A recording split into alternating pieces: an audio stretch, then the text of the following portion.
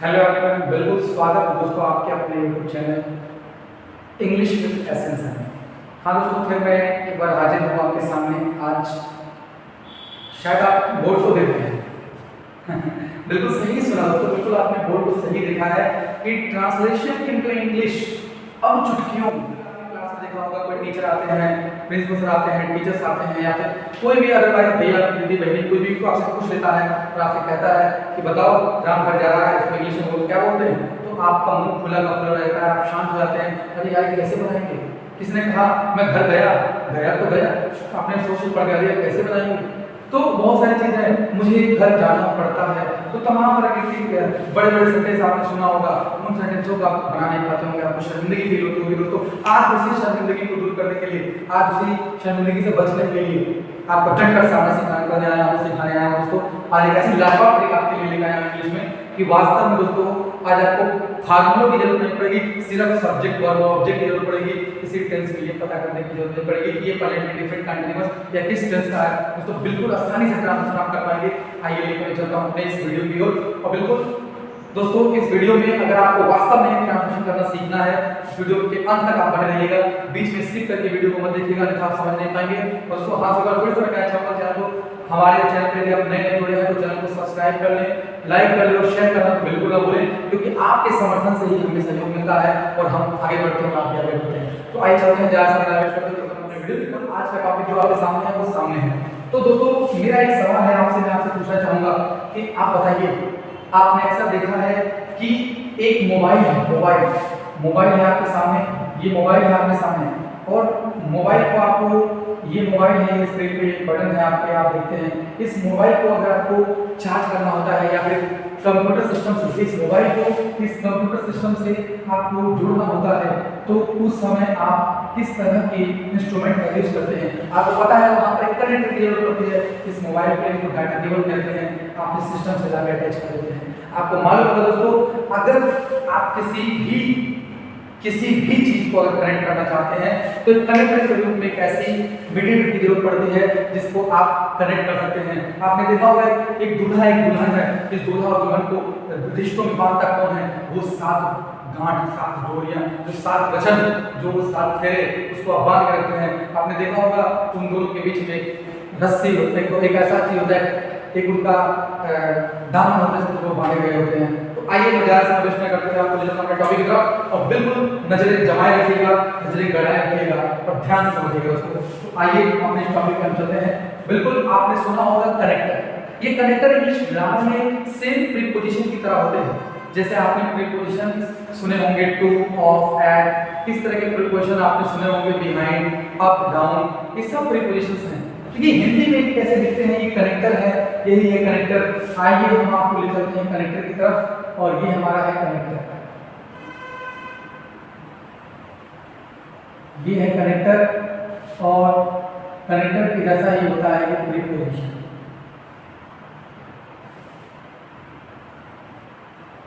ये कनेक्टर है प्रीपोजिशन, आप देख पाएंगे कनेक्टर और प्रीपोजिशन। क्लियर है दोस्तों? चलिए हिंदी में कैसे दिखाई देते हैं। देखिए हिंदी में कुछ इस तरह से आपको दिखाई देंगे, जैसे में, पर, का, के, की, के लिए,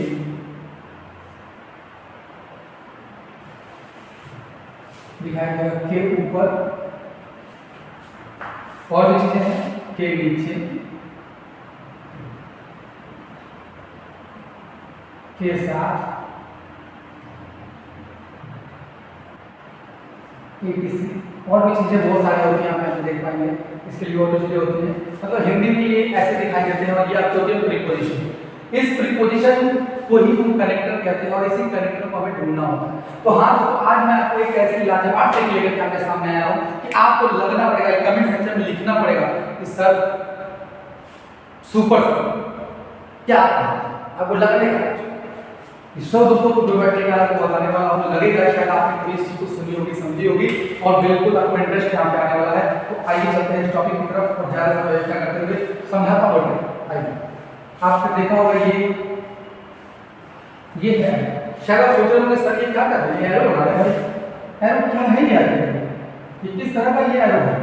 तो बिल्कुल दोस्तों आज मैं आपको बता दूं कि यही है वो ट्रांसलेशन, यही है वो ट्रांसलेशन। आज आपको लगेगा कि वास्तव में आप क्या चल रहा है। तो दोस्तों मैं बता दूं ये एरो ही आज मिलकर बनाने वाली है ट्रांसलेशन, ट्रांसलेशन बनाने वाली है। आपके सामने आप यहाँ देख पाएंगे कि यही है आपका ट्रांसलेशन। हमारा दोस्तों आइए स्टार्ट करते हैं।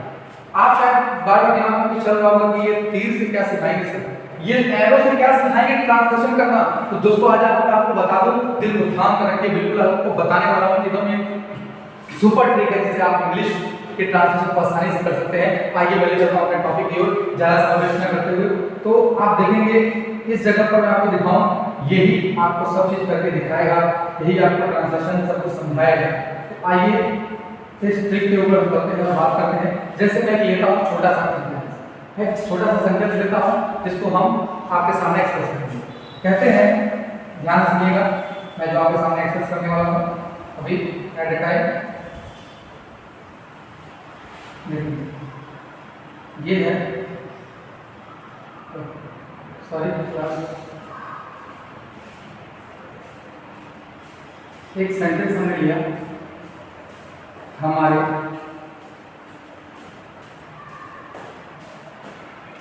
देश में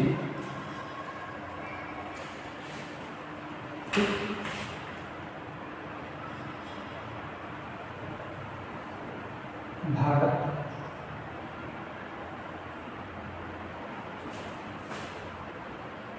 गरीब बच्चों की गरीब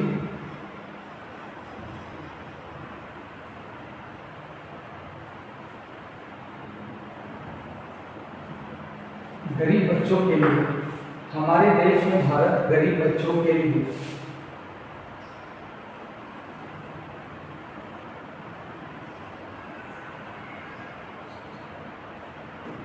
शिक्षा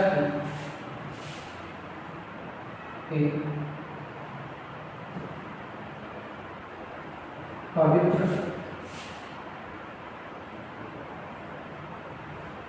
जगह है। देखिए दोस्तों, बिल्कुल आपको लग रहा होगा कि ये इतना बड़ा सेंटेंस हमने लिखा है, इसको ट्रांसलेशन कैसे करेंगे। आपके दिमाग में सवाल चल रहा होगा यार इसको क्या कहते हैं, इसमें इंग्लिश में क्या मीनिंग होता है। और आपको लग रहा है कि टेंस का है, प्रेजेंट कंटीन्यूअस का, फ्यूचर कंटीन्यूअस का, पास्ट कंटीन्यूअस किसका है, या डिफरेंट है, या परफेक्ट का, परफेक्ट कंटीन्यूअस का। तो दोस्तों आपको बिल्कुल इसकी टेंशन करने की जरूरत नहीं है। आपको अगर याद पूछना चाहिए तो वर्ड मीनिंग दोस्तों, और आपको मालूम होना चाहिए सब्जेक्ट, वर्ब और ऑब्जेक्ट। हाँ तो मैं फिर से आपको बता रहा हूं, सब्जेक्ट, वर्ब और ऑब्जेक्ट। आप यहाँ पे इस चीज को ध्यान में फिट करेंगे। सब्जेक्ट में देखिए आपका क्वालिफायर, नाउन वगैरह आ जाता है।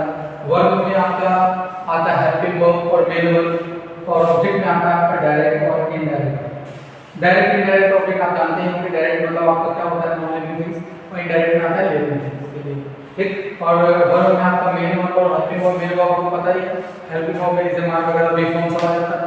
चलिए नॉर्मल चीजें हैं, आइए हम आपको लेके चलते हैं कैसे ट्रांसलेशन करेंगे। बिल्कुल आसानी से आपको करके दिखाएंगे इस ट्रांसलेशन को। सबसे इसमें अहम चीज क्या है आपको समझाऊंगा मैं। आइए ट्रांसलेशन करेंगे। सबसे पहले दोस्तों आपको दिए गए सेंटेंस में क्या करना होगा, सबसे पहले ये ढूंढना होगा कनेक्टर।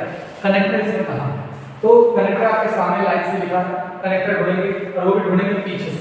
आइए चलते हैं। है जगह पवित्र एक की आपके सामने कनेक्टर है, कनेक्टर एक कनेक्टर, जहां कनेक्टर मिलेगा उससे जो शब्द जुड़ा है उसको पीछे से तीर लगाएंगे, पीछे से तीर लगाएंगे, ठीक। अब आइए मिला के लिए ये भी एक कनेक्टर है, इसको जोड़ देंगे यहाँ गरीब बच्चे, सही। अब आएंगे देखिएगा मी, ये भी कनेक्टर है, इसको जोड़ देंगे हमारे देश में, सही है। अब सवाल ये उठता है कि बाकी का क्या है। तो बाकी का ये मैं आपको बता दूं कि जो बच गया उसको सीधे लगाए, मतलब भारत को ऐसे, ठीक, और एक पवित्र जगह है ऐसे। बिल्कुल कुछ नहीं सोचता दोस्तों, इससे पहले मैंने आपको बताया था कि ये मैं कुछ तीन तीर को ऐसे आगे और पीछे चलने वाले तीरों का गिराऊंगा और ट्रांसलेशन बना लूंगा। तो बिल्कुल दोस्तों आज मैं वही करने वाला हूँ, ध्यान समझ सकते हैं। ये हमारी आगे चलने वाली, तो सबसे पहले हम आगे से चलेंगे, तो जो तीर आगे की दिशा में होगा उसी का इंग्लिश में ट्रांसलेशन पहले। देखिए सिंपल, ये पीछे वाला है, इसको छोड़ दूंगा, कनेक्टर छोड़ देंगे भारत मिला। तो यहाँ पे इसका ट्रांसलेशन करेगा तो लिखेंगे इंडिया, क्या हो जाएगा इंडिया। अब देखिए ये पीछे वाला छोड़ दीजिए, पीछे वाला छोड़ दीजिए। अब आएंगे यहाँ एक पवित्र जगह है। मैंने जैसा आपको पहले बताया था कि सब्जेक्ट वर्ब और ऑब्जेक्ट इस चीज को ध्यान में रखे आपको चलना। तो वर्ब में हमारा क्या है कि इंग्लिश में होता इज होती है, इज यानी इंडिया इज एक मतलब हो गया, और पवित्र मतलब हो गया होली, ठीक, जगह मतलब हो गया place. India is a holy place, ठीक है। चलिए अब आगे चलेंगे। आप यहाँ देखेंगे ऑफ, अब आगे की बारी खत्म। India is a holy place, Bharat एक पवित्र जगह है, क्लियर हो गया। अब आइए पीछे चलेंगे। ये तो नहीं काट करो, आएंगे पीछे की जो पहले आएगा उसी का पहले बनाइए, नहीं पहले भारत को बना ले फिर को बना ले, तो आप वैसे नहीं बनाएंगे, फिर गलत भी आपसे हो सकता है। क्योंकि अगर आप सही नहीं है, आपको अच्छे से नहीं आता ट्रांसलेशन, तो मैं ये वीडियो उन बच्चों के लिए बनाई है जो ट्रांसलेशन नहीं कर पाते हैं। आप ऐसे कर पाएंगे अच्छे से। वैसे ट्रांसलेशन करने के तरीके बहुत सारे होते हैं, लेकिन एक छोटा सा आसान सहयोग है मेरा आपके प्रति कि आप अच्छे से कर पाए।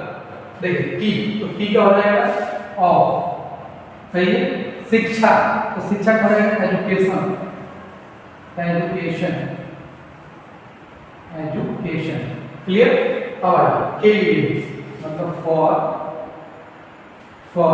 गरीब बच्चों के लिए, for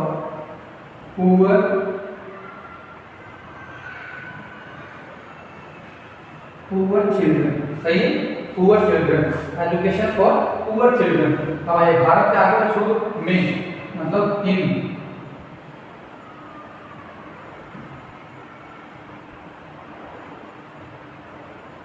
in our country, in our country.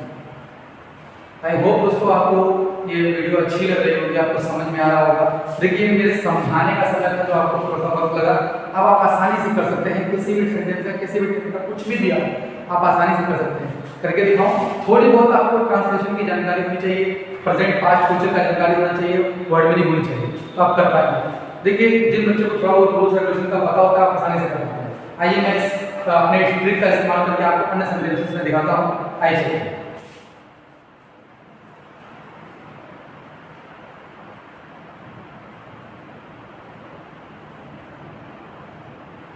गलती बनाएंगे आपको कॉपी में। एक बुढ़िया औरत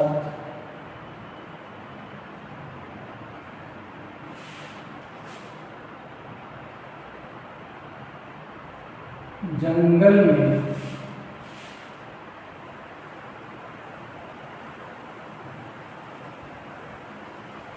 अपने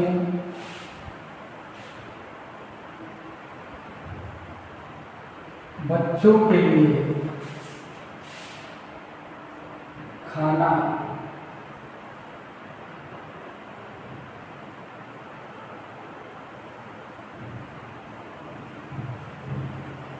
बना रही थी, ठीक। लेकिन नाम से ही आपको क्लियर हो गया थी, यानी ये पास्ट है। अब ये कंफर्म नहीं हो रहा है कि ये पास्ट इंडेफिनिट है, पास्ट कंटिन्यूअस, पास्ट परफेक्ट। तो देखो ये चीजें समझ में आती है, जब कोई चीज कंटिन्यू रहती है तो कंटिन्यूअस ही होती है, यानी पास्ट कंटिन्यूअस ही रहा था, एक जैसे आप कह लेते हो, लेकिन है तो कोई चीज पास्ट में ही है। चलिए पास्ट में आइए हम इसका ट्रांसलेशन करके आपको दिखाते हैं। ट्रांसलेशन में आप कैसे करेंगे आप ध्यान दीजिए। आप सबसे पहले हमारा काम है कनेक्टेड है। आइए स्टार्ट करते हैं। थी,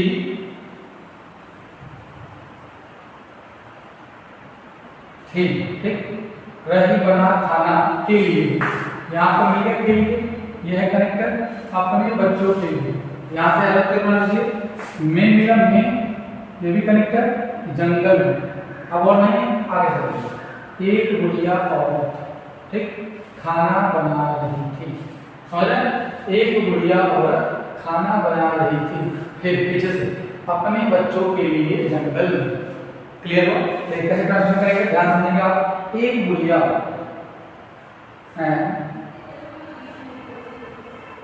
old woman, and old woman, एक बुढ़िया औरत क्या नहीं थी। अब अकेली है तो वाज लगेगा, अब कंटिन्यूअस है तो क्रिया एजेड लगेगी।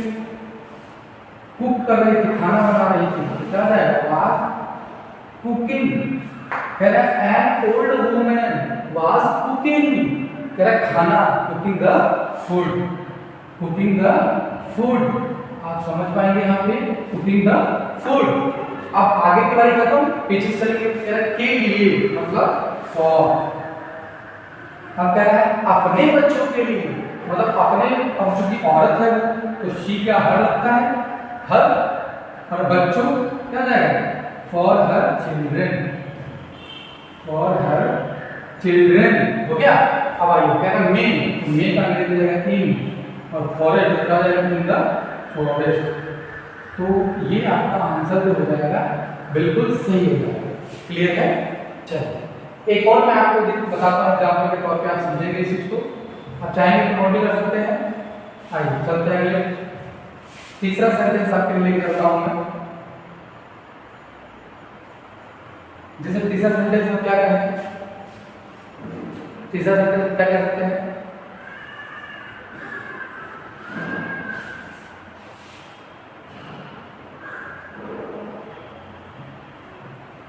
एक जंगल में,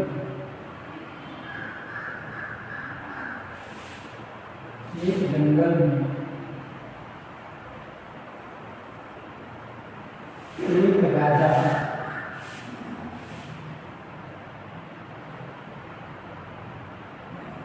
एक राजा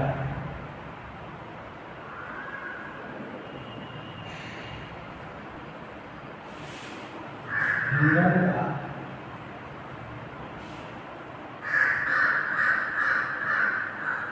शिकार कर रहा था।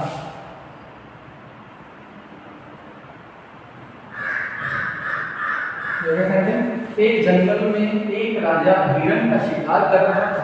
तो आइए चलते हैं, फटाफट कनेक्टर ढूंढेंगे। भाई कनेक्टर आपको यहाँ मिल गया, हाँ तो हिरण का तो यहाँ से कर दीजिए। में मिल गया कनेक्टर, तो इसको जंगल से कनेक्ट कर दीजिए, जो बच गया उसको आगे से कर दीजिए। एक राजा शिकार कर रहा था, सही है। तो आइए ट्रांसलेट करते हैं। बिल्कुल सही जवाब की तरफ बिल्कुल मैं आपको ट्रांसलेट करने वाला हूं। आपको लगेगा कि सर वास्तव में आपने कुछ अच्छी चीज तो बताई थी हमें। तो आइए देखते हैं, देखेंगे आगे चलेंगे। एक राजा, चूंकि यहाँ पर एक राजा के किसी जंगल में होने की संभावना प्रकट हो रही है। आपने पढ़ा होगा यूज ऑफ देयर, तो उसका इस्तेमाल हम वहाँ पे कर सकते हैं। थोड़ी बहुत जानकारी होनी चाहिए। कहेंगे देयर वाज था ना, ठीक है, देयर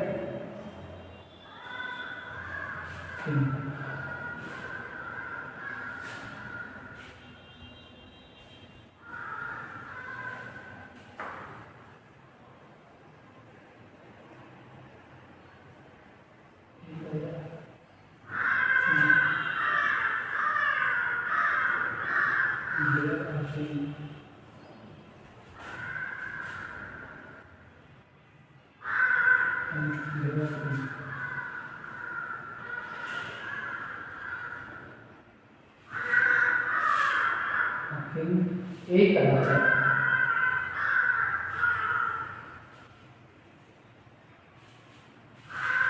देखते हैं इसका आंसर देखेंगे। एक राजा यानी किंग, एक राजा। आप यहाँ पे देयर का भी यूज कर सकते हैं, ठीक है। किंग वॉज, कह रहा है एक राजा यानी एक ही, ठीक। कह रहा है कि शिकार कर रहा था एक है तो was, a king was hunting, a king was hunting, सही है। अ किंग वाज हंटिंग, एक राजा शिकार कर रहा था। ओके, अब आइए पीछे, तो पिछला क्या का हो जाएगा ऑफ डियर यानी हिरन, तो हो जाएगा आपका D double E R, deer. Of deer आगे में मतलब इन, और मतलब एक, और फॉरेस्ट मतलब जंगल। आप यहाँ पर आसानी से ट्रांसलेशन कर सकते हैं। चलिए दोस्तों, मैं आपको एक ट्रांसलेशन देता हूँ, आप ट्रांसलेट करके बताएंगे कि इसका ट्रांसलेशन सही जवाब इसका क्या होगा। मैं आप कमेंट सेक्शन में इसका जवाब दे सकते हैं। मैं आपके कमेंट बॉक्स को चेक करूंगा, बताऊंगा कि आपका सवाल का जवाब सही है कि नहीं। और आप कमेंट में ये लिखना जरूर बताइएगा कि आपको ये तरीका पसंद आया या नहीं। आइए मैं आपको होमवर्क देता हूँ, ये आप बनाएंगे इसका, इसकी ट्रांसलेशन क्या होगी।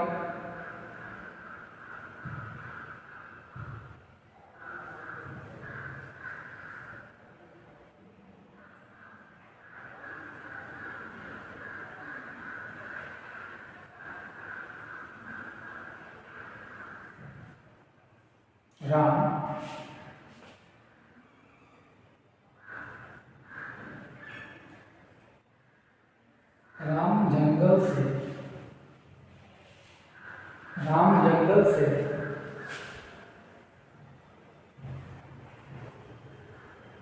अपने भाई के साथ